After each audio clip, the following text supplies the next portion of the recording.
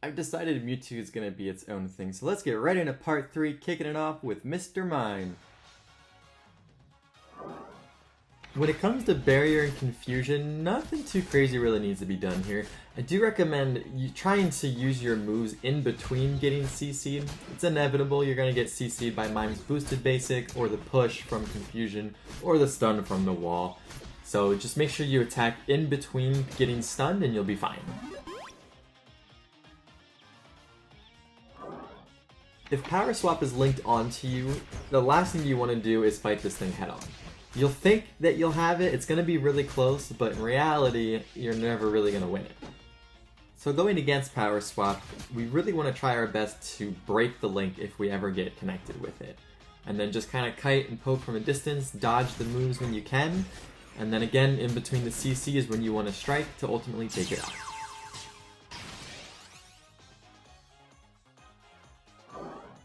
Little PSA for Blizzard and Avalanche, if the Ninetales leads with Avalanche, Scyther will be able to just jump right over it and act like nothing happened. So as the Ninetales, you want to throw out Blizzard first and then follow up with Avalanche, and that's how you'll eventually take him out. So going against that, we still kind of want to try to just dash right away. Because you can see that once the Blizzard initially goes off first, if we enact first, we'll get it. Also, you could full heal, but that's no fun. Dazzling Gleam and Aurora Veil. So this is Ninetales setting up an area where it's really strong and doesn't take that much damage. So obviously fighting that head on, not going to work. So the best thing, believe it or not, run away, wait till it's done, and then come back and just finish it off. It won't be able to do anything.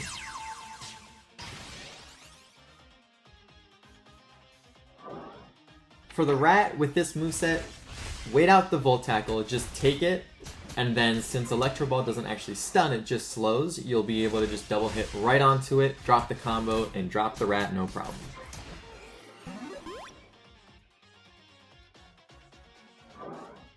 With its other moveset, pretty much same thing. You can use the double hit to try and dodge the Thunderbolt, but it really won't matter because, I mean, it's Pikachu. Most Pikachus will, I found that most Pikachus unite as soon as you dive on them.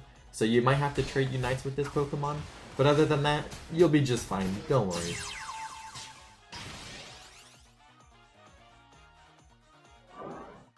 Against the Gremlin, either eating the CC or dodging the CC is fine, and then just drop the combo, you'll take it out easily. Again, same exact thing. Once you see it, you can just drop the combo on it. You really won't have a problem with this Pokemon at all. In a one-on-one anyway.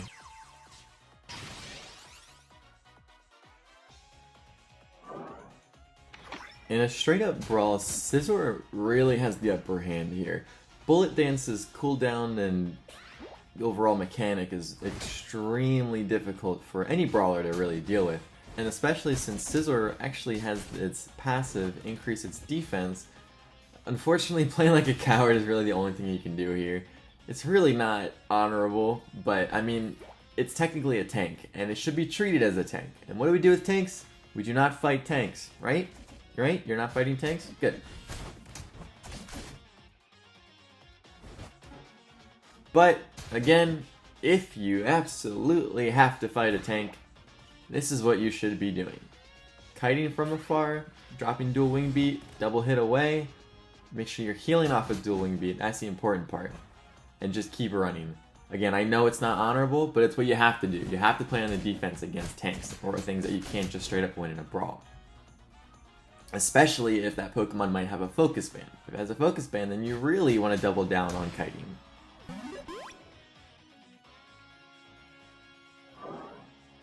For Scyther v Scyther matchups, it's really going to come down to whoever can land the hits first. If your opponent can land its combo first, then you're pretty much done for it. But if you surprise them, then they'll have focus ban and you'll lose anyway. But if they don't have focus ban, then it'll really come down to whoever can do it first. So you'll see here, the animation canceling technique that we talked about a couple episodes ago actually really made the difference here.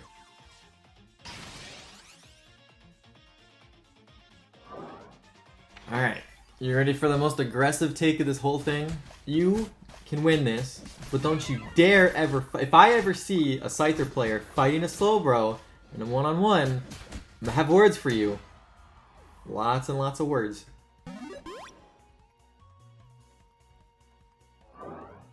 So Scald is a complete joke of a move in the sense that it will do way more damage than you ever can since it has such a short cooldown. Please do not fight this thing. It is a tank. Stay away. Only engage on it when your team decides it's time to take it out. And even then, don't touch it until it's at like half HP or a quarter. Please. Your teammates beg you.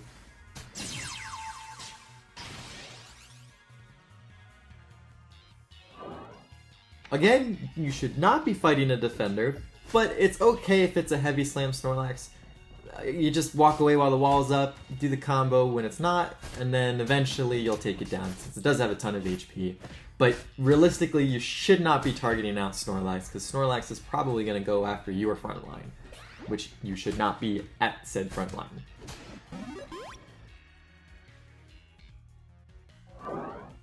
Right up front, these crits hit like a truck, so don't fight this thing. But if you have to, again, you shouldn't be fighting a tank, but if you have to, kite and just get away. It's really the only thing. It's such a scummy way to play, but, I mean, you have to, right? So just make sure you play it smart.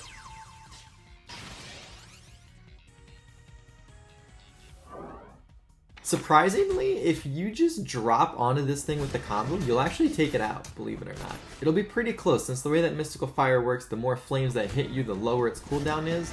So as it's a higher level, it'll become much closer, but early on this will be a more one-sided matchup. Since Screamion can only point this in one direction, you're better off waiting until it does it, and then trying to hop over it. Otherwise, it'll have its Hyper Voice up, since it's only like effectively a 2-second cooldown really. But other than that, double hit from behind and just drop the combo on it. If Talon lands its move before you do, you will lose. But if you land your moves before Talon does, you will win. So keep that in mind as you're fighting it. If Talon lands its move before you, you will lose. Keep that in mind while fighting it. If you land your move before Talon does, you will win. Keep that in mind while fighting it.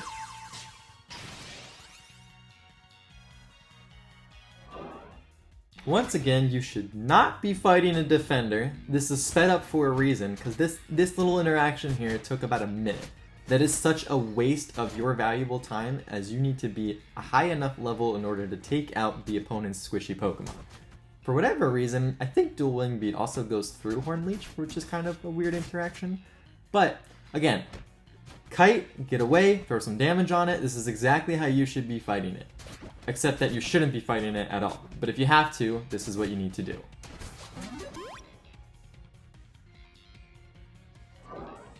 Curse and Pain Split, make sure that you are using your dashes to try and get out of the range of Curse and Pain Split. That way you take as minimal damage as possible. If it does have its passive, make sure you proc it and then get away from it.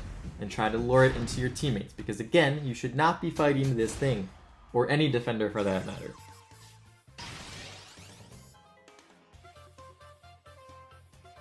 As far as what Tsareena wants to do, Steve My Cat has a fantastic guide on how to go about even using Tsareena. But as to fight Tsareena, typically it wants to come in once it has two of its little Queenly Majesty thingamabobs, and then that way it has basically unlimited dashes. We want to try and answer every dash that Tsareena gives, so if it dashes into us, we dash away. Now Tsareena is a brawler, and this is one Pokemon that you do not want to brawl against, because that's where it wants you, is to be right in front of it, right next to it. And as Scyther, we don't want anything to do with that. So stay away, do not brawl this thing, kite it, put some damage on it, and only jump in to KO it once it's in range.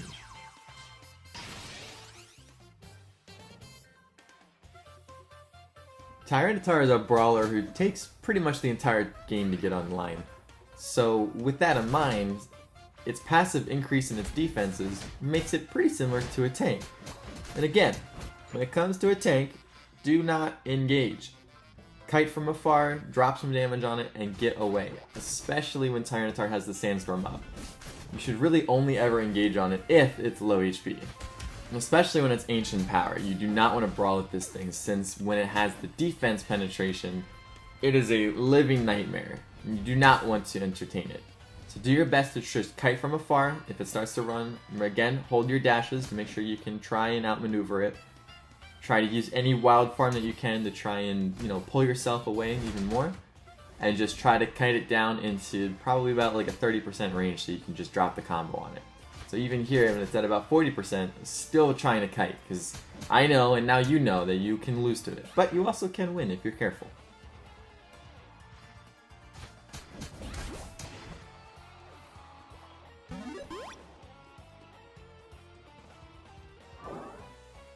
Stone Edge and Sand Tomb is frankly a joke right now, but eventually it'll probably get better. So once they jump in with Sand Tomb, just walk away. I know. Shocking, right? You have to play like a coward against something that resembles a tank. I know. But hear me out here. You can definitely win against this moveset, so long as you just get away. That's all you gotta do. What's Tyranitar gonna do? Nothing. It's gonna chase after you. Unfortunately, it doesn't have that much mobility. So all we have to do is just kite away, throw some damage on it, and end it with the combo.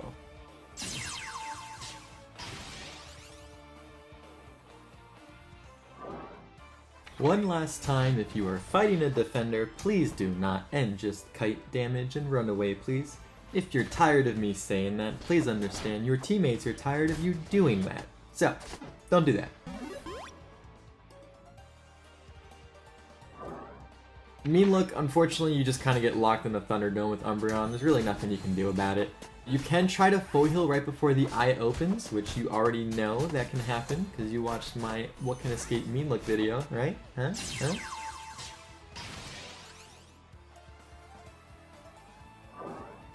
When it comes to Urshifu, just kite. There's really not much you can do here.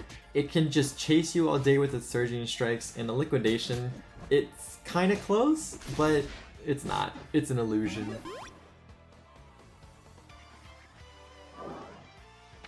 With Wicked Chop, like same thing, unfortunately. You just have to kind of run. Even if you think you're in the lead, realistically, one Throat Chop will get him right next to you, and then he can just charge it up when you're on cooldown, and then there's nothing you can do.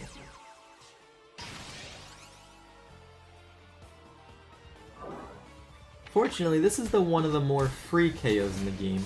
Now, if you really want to mess up the Venusaur's aiming, you want to try and be as center of the plant as you can. That way, the beam will auto-aim in one direction, then you can easily move to avoid it. You'll be surprised to hear you can win this fight. You just have to play like an absolute coward. The Giga Drain damage reduction is really what makes Venusaur Petal Dance really work. So as long as you can avoid the Giga Drain and just kite and put damage on it, then once it's in range for your combo, you can fully execute it.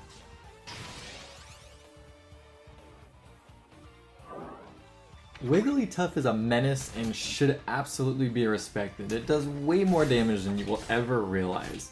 So the Cute Charm interaction unfortunately will probably pull you at a double hit, but it's important to still kite this thing as much as possible. Since Wigglytuff has no natural way to heal, this is pretty much in your favor, so just don't mess up. Wigglytuff only wants this moveset to do this. Take Rayquaza while bouncing around like a pinball. You cannot convince me otherwise. There's no reason to really run this move right now. It doesn't feel that great, but I'm sure it'll get buffed in the future. However, you still should respect the amount of damage that it does, and even the shield that it gives Wigglytuff as well. So make sure you wait until it's in range, and then you take it out.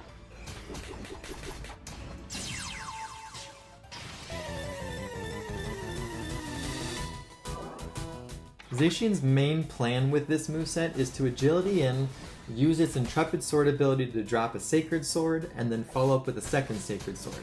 Or do a Sacred Sword, then Intrepid Sword, and then another Sacred Sword. So dumb.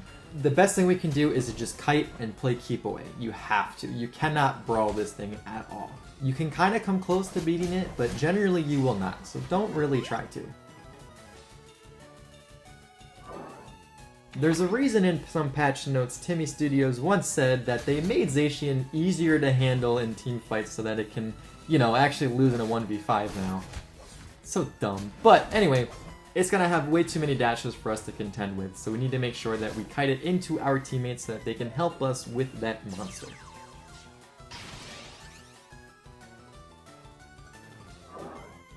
For Zeraora, you really don't want to deal with it. Spark and Wild Charge will definitely rip you before you can even figure out half your combos, so it's just something you don't really want to be around. Discharge and Volt Switch, you have a little bit more outplay here, so long as you hold your dashes for after Zera dashes forward with his Volt Charge. That way you can get the drop on him. However, that does not mean Zera will go down.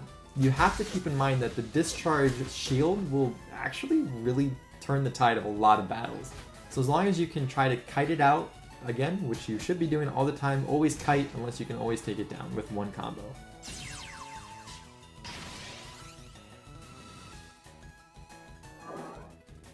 For this moveset, it really comes down to whoever lands their moves first. It's typically how most speedster battles will go.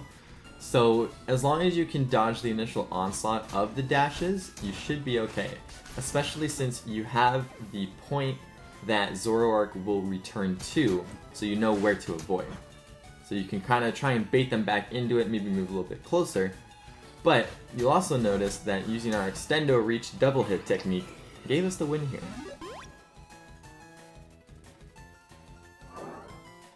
With this moveset, it's kind of a similar game plan in terms of fighting it, except now you don't really know when to get away, other than just get away once it tries to advance on you. The mechanic for this move is really difficult for Zoroark to try and deal with, so as long as we do our best to just kind of maintain this dash distance, it won't really be able to catch up to us. And then you'll be fine, and you'll be able to take it out no problem. And oh my gosh, is that the end of the video? Holy cow. Thank you so much for taking the time to watch all these. I really appreciate it. If you even made it this far, let me know your favorite letter in the alphabet so that I can personally thank you. Again, thank you so much. Going forward, who knows what we'll see. Until then, I'll see you next time.